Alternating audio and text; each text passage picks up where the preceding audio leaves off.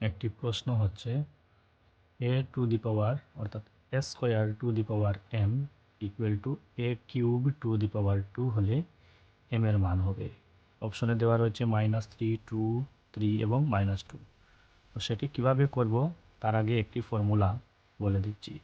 a to the power m two the power n হলে অর্থাৎ যদি কোনো একটি বেইজের উপরে অর্থাৎ কোনো একটি সংখ্যার উপরে যদি একটি পাওয়ার দেওয়া থাকে এবং তার উপরে যদি আরও একটি পাওয়ার দেওয়া থাকে তবে আমাদেরকে সেই বেস যেটি অর্থাৎ সেটি সেম থাকবে অর্থাৎ এজ ইট ইজ থাকবে এবং পাওয়ার দুটিকে আমাদের গুণ করে নিতে হবে। তো একইভাবে আমরা এখানে a square to the power m কে আমরা